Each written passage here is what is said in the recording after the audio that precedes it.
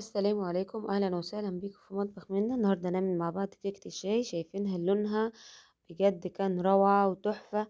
اعمليها بالطريقه دي وان شاء الله النتيجه ما هتكون احسن كمان من كده.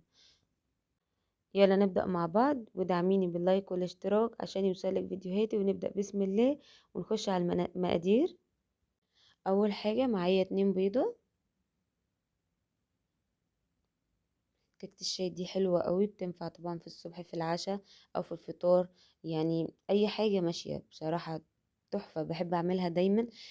بتبقى حلوه قوي في البيت وطعمها كمان لذيذ.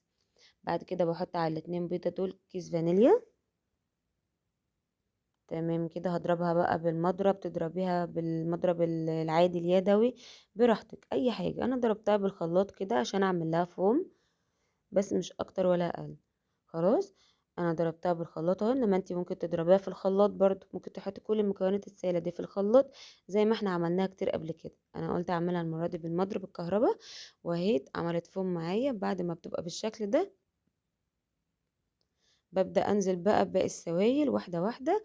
انزل الاول بالسكر وهقلب كويس، ادوب السكر مع ال2 بيضه والفانيليا. بعد كده هحط اللبن. خلاص، بعد ما برضو السكر ده بقى بالشكل ده، كل ما بتقلبي كل ما القوام بيتقل. بعد كده هحط اللبن. المقادير: كوباية من السكر، كوباية من اللبن، كوباية اللي حاجة بسيطة. تمام.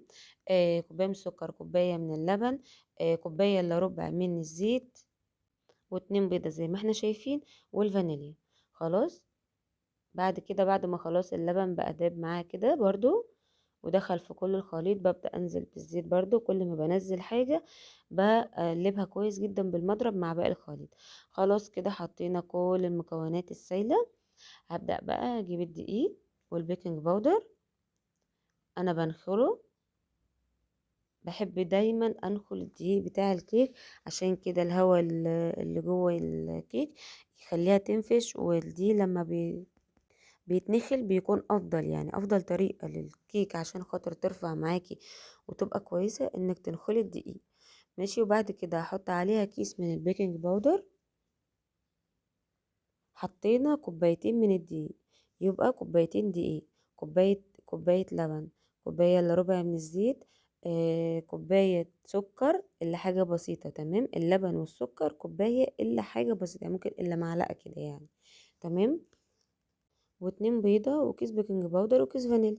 وقلنا الدقيق 2 كوباية. تمام. بس خلاص، انا بقلبه بس شوية كده عشان خاطر ما يطلعش يعني بره ولا كده.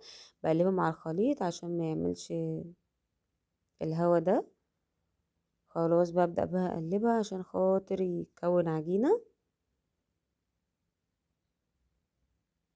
تبقى خلاص عجينة الكيك كده جاهزة معايا.